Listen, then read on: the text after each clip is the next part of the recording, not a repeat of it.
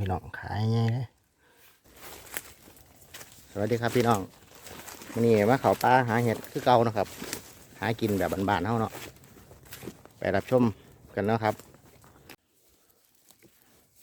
ดอกแรกครับเห็ดไข่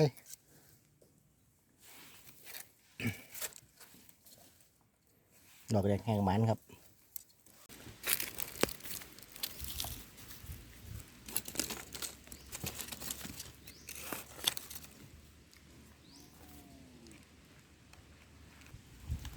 ไข่เหลืองครับมีแต่ดอกบานๆครับดอกนี่แข็งเลยพี่น้อง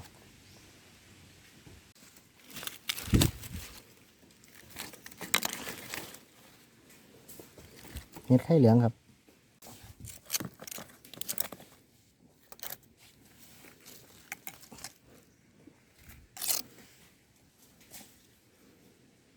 มีเห็ดไข่ครับ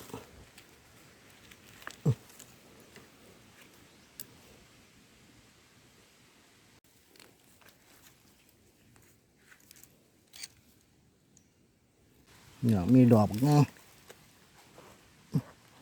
บานนี้ไงเลยครับมีสีไก่เกลือน้ำกินค่ะกินเนี่ยพี่น้องเต็มหน้าจอได้ปะโอ้หลายครับพี่น้องเห็ด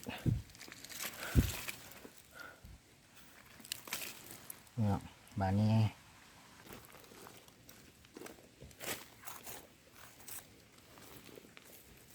เท่าแล้ว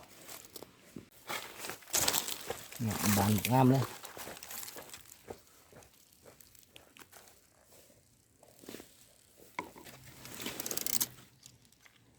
เห็ดไข่นะครับ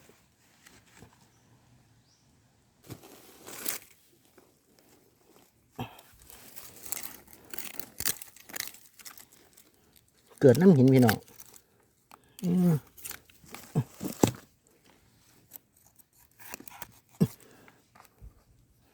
นะครับจูบหมกไงเลยเห็ดไข่พี่น้องไฟใหม่ครับป้าเนี่ยเห็ดเริ่มสีกลับออกมาออกคือเก่าแล้วครับ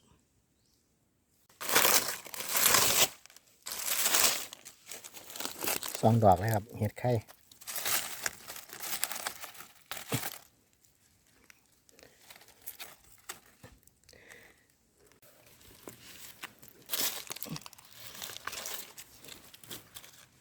ดอกแข็งๆคือเก่าแล้วครับมีกีมตัวพี่น้องรอบนี้เข้าขึ้นทั้งเขาครับเอาหมด2 ดอกเลยครับเนี่ย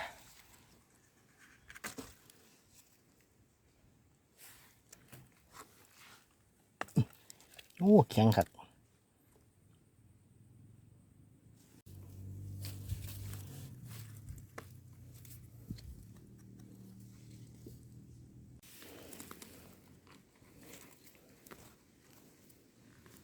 เดี๋ยวเทละเครื่องเลยครับเห็ดไข่ก็แข็งนี่แต่หินแบบนี้นะครับโอ้ผลพี่น้องเห็นมันนะ2 ดอกบอกไงครับอยู่น้ำกันปาด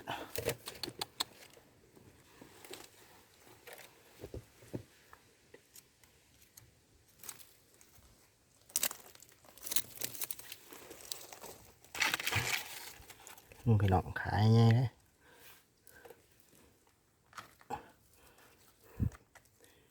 มืดบักงามเลยครับ3 ดอกเลยครับโอ้ยเขียเกลืออะไรนี้กันนี่ตัวไง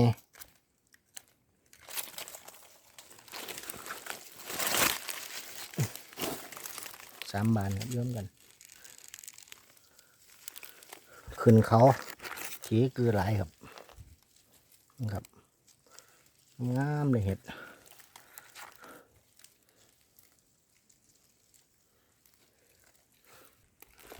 มีจุ่มนังพี่น้อง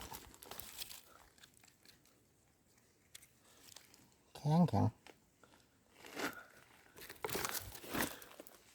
ได้ยินดีป่ะครับ ได้ซุปแล้วรอบเนี่ย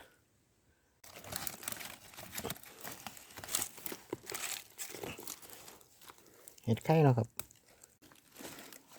จุ่มบักไงพี่น้องเห็ดไข่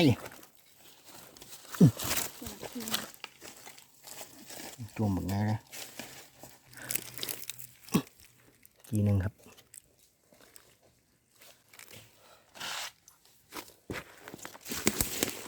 เห็ดปวกพี่น้อง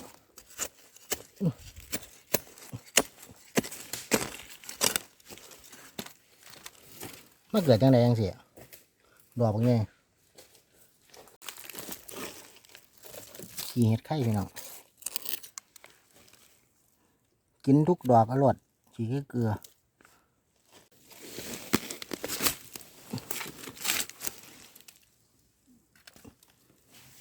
บานอยู่ในนั้นคุณครับ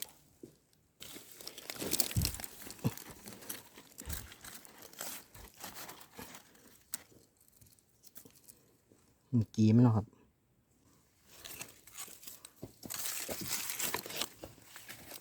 เห็ดไข่นะครับเห็ดไข่ครับไข่เหลียง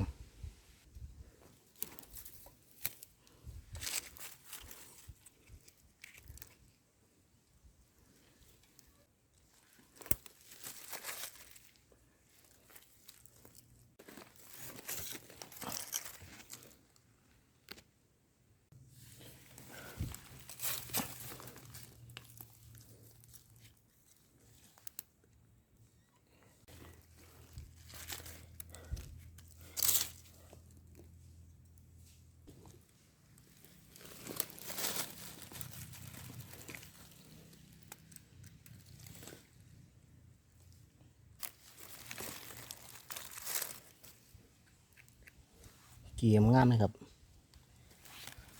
ท่านไหนมาออกอยู่ข้างถนนพี่น้องหนาม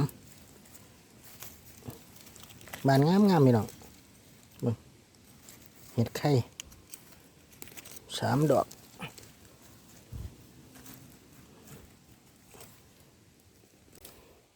ดอกนี้ไว้ในป่าครับดอกที่เสีย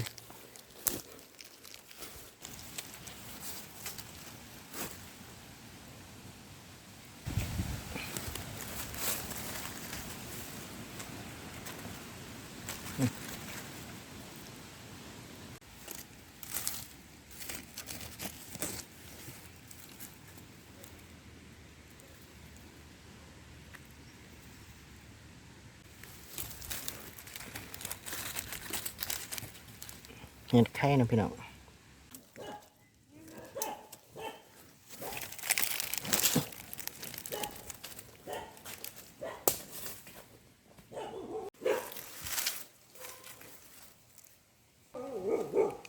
มากับเฮาดีพี่น้อง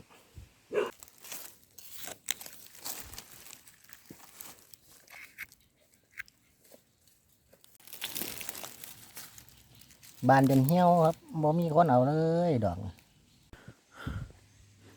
นี่พี่น้องผลงานของเฮาเกือบเต็มตาครับได้ร่วมๆกันกับตาบัวอยู่ครับนี่จะดอกงาม